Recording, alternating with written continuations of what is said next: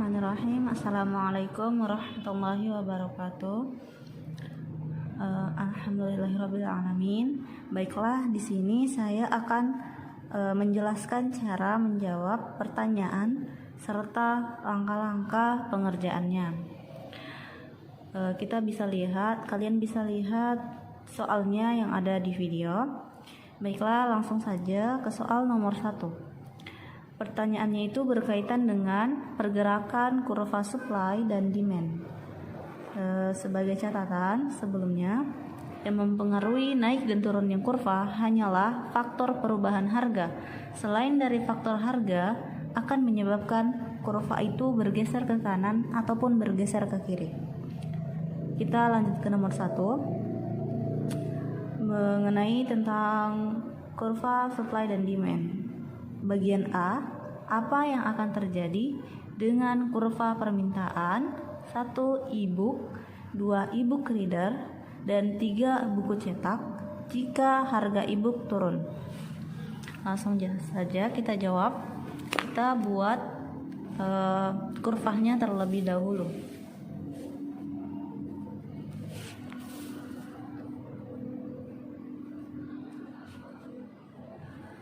Hukum permintaan adalah jika harga naik maka permintaan turun, dan sebaliknya jika harga turun maka permintaan naik. Di sini dikatakan bahwa apa yang akan terjadi jika harga e-book turun? Jika harga e-book turun, maka permintaan terhadap e-book tersebut akan naik, sehingga kurvanya akan tetap seperti ini, namun akan terjadi perpindahan dari satu titik ke titik yang lainnya, atau biasa disebut dengan move along. Contohnya seperti ini. Harga e-book turun maka panahnya ke bawah. Nah, jadi misalnya yang tadinya kita harga 15 itu kita dapat beli 2, hanya bisa beli 2 beli 2 e-book, tetapi ketika harganya turun dari ke 10.000, maka kita bisa beli 3 buku seperti itu. Ini disebut kurva move along. Kenapa kurva move along? Karena kurva move along adalah kurva yang hanya terpengaruhi oleh harga. Kurva e-book reader. Oke. Jika harga e-book turun, maka apa yang akan terjadi terhadap e-book reader? Permintaan terhadap e-book reader akan naik. Kenapa naik? Karena e-book reader ini merupakan barang komplementer dari e-book. Barang komplementer itu adalah barang pelengkap dari si e-book tersebut. Dan apa yang akan terjadi? Yang akan terjadi adalah perpindahan sepanjang garis, atau garis tersebut akan bergeser ke kanan seperti ini.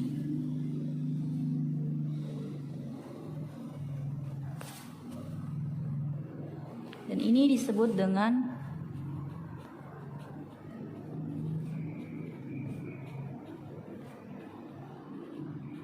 shifting to the right. Pada kurva buku cetak, apa yang akan terjadi pada kurva buku cetak jika harga e-book turun?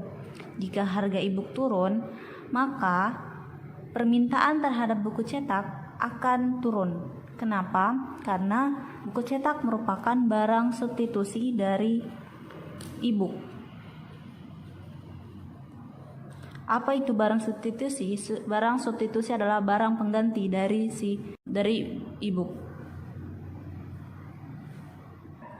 Sehingga kurva tersebut akan mengalami pergeseran atau perpindahan sepanjang garis, dan pergeserannya itu ke sebelah kiri seperti ini, dan ini disebut dengan shifting to the left.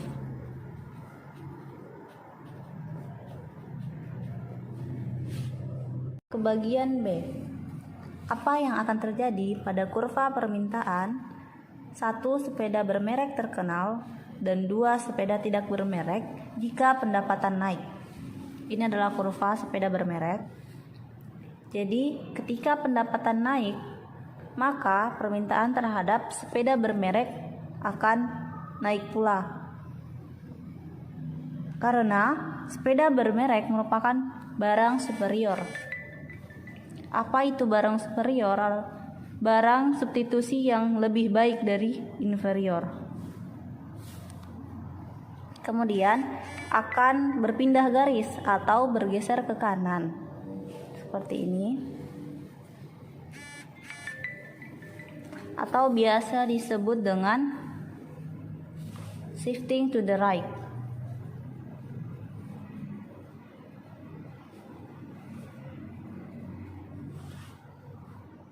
Selanjutnya, pada kurva sepeda tidak bermerek. Jika pendapatan naik, apa yang akan terjadi pada kurva sepeda tidak bermerek? Maka permintaan terhadap sepeda tidak bermerek akan turun karena sepeda tidak bermerek merupakan barang inferior, yaitu barang yang memiliki substitusi lebih baik daripada barang itu sendiri. Sehingga akan terjadi perpindahan garis, yaitu ke kiri seperti ini, dan ini disebut dengan shifting to the left.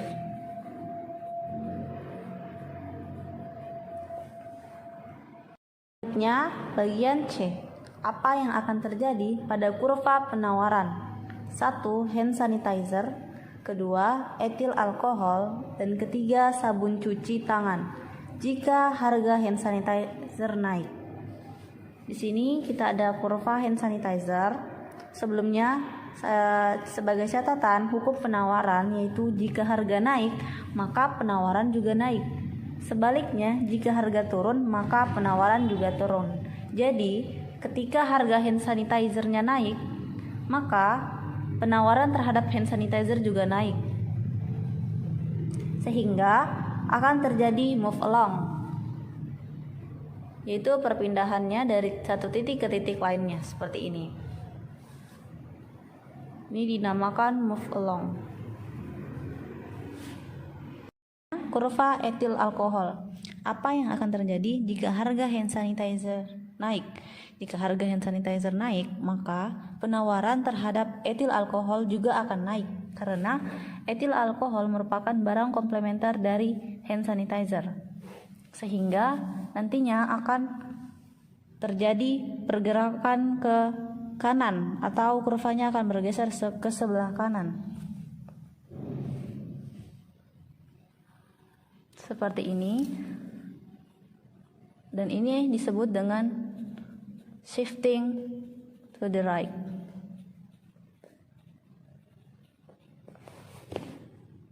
Yaitu kurva sabun cuci tangan. Jika harga hand sanitizer naik, maka penawaran terhadap sabun cuci tangan akan turun karena sabun cuci tangan ini merupakan barang substitusi, yaitu barang pengganti dari hand sanitizer. Sehingga kurvanya akan bergeser ke sebelah kiri dan disebut juga dengan shifting to the left. Nomor 2. Hitunglah dan simpulkan tingkat elastisitas demand dan elastisitas supply dari persamaan berikut ini. A. Supply-nya QS sama dengan min 1000 ditambah 200P. Dan demand-nya adalah QD sama dengan 2500 dikurang 150P. Kita jawab. QS sama dengan QD. QS-nya 1000 min 1000 ditambah 200P sama dengan 2500 dikurang 150P. Selanjutnya yang ada variabel kita pindahkan ke sebelah kiri, yaitu 200P ditambah 150P sama dengan 2500 ditambah 1000. Karena di sini min jika dipindahkan ke sebelah sini akan menjadi plus.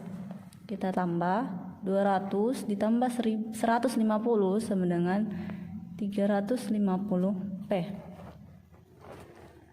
2.500 ditambah 1.000 yaitu 3.500. P sama dengan 3.500 dibagi 300. QS dan QD-nya.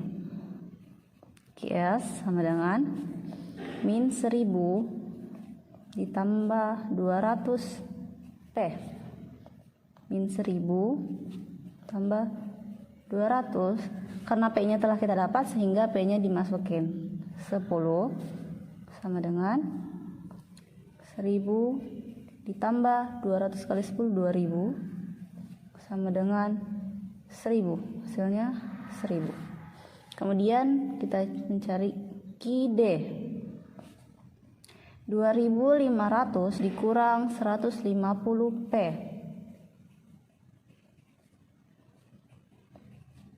Karena P-nya sudah didapat, kita masukkan P-nya 10. Kemudian 2.500 dikurang 150 kali 10 yaitu 1.500. Hasilnya 1.000. Sehingga Q-nya kita dapat yaitu 1.000. Selanjutnya kita beralih ke elastisitas supply dan elastisitas demand. Rumusnya yaitu elastisitas sama dengan Q aksen dikali dengan P per Q. Kita cari elastisitas demand-nya terlebih dahulu. Q aksen turunan dari Q demand yaitu persamaan demand-nya 2.500, turunan dari 2.500 adalah 0. Min 150 P turunannya adalah min 150. Karena demand itu karena kita buat nilai mutlak gini dikali P-nya adalah 10 per Q yang kita dapat tadi adalah 1.000 sama dengan 150 dikali 10 per 1.000 hasilnya adalah 1,5. Kemudian elastisitas supply. Q1-nya, Q aksennya yaitu min 1.000 ditambah 200 P. Min 1.000 turunannya adalah 0 dan 200 P turunannya adalah 200. Kita tulis 200 dikali sama saja ya 10 per 1.000 sama dengan 200 kali 10 per 1.000 hasilnya adalah 2. Sehingga dapat disimpulkan bahwa hasil elastisitas demand dan elastisitas supply-nya adalah elastis karena melebihi dari 1.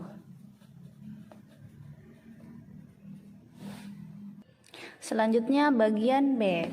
Supply-nya PS sama dengan 20 tambah 2Q dan demand-nya PD sama dengan 80 min Q. Kita jawab PS sama dengan PD. Masukin PS-nya 20 ditambah 2Q sama dengan 80 min Q. Selanjutnya yang bervariabel sama dipindahin ke sebelah kiri yaitu 2Q ditambah Q karena ini tadinya minus, jika berpindah tempat maka akan menjadi plus. Kemudian yang ini yang tadinya plus ketika berpindah tempat akan jadi minus yaitu 80 min 20. Kemudian 2 tambah 1 menjadi 3Q. Sini 60. Q-nya sama dengan 60 per 3 hasilnya 20. Selanjutnya kita cari PS dan PD-nya. PS sama dengan 20 ditambah 2Q. 20 ditambah 2 karena Q-nya telah kita dapat sehingga dimasukin ke sini 20 hasilnya 20 tambah 2 kali 20 40 sama dengan 60. PD-nya 80 min Q. 80 dikurang Q-nya 20 dengan 60. Sehingga P-nya kita dapat yaitu 60. Selanjutnya, rumus elastisitas sama dengan Q aksen atau turunan dari Q dikali P per Q. Karena ditanyakan adalah turunan dari Q, maka terlebih dahulu kita mencari persamaan dari Q-nya, yaitu WS sama dengan 20 tambah 2Q. 2Q-nya kita pindahin ke sebelah kiri. 2Q min 2Q sama dengan 20 dikurang PS. Kemudian kita bagi menjadi dengan 2 min 2, sehingga hasilnya nanti di sini menjadi Q sama dengan 10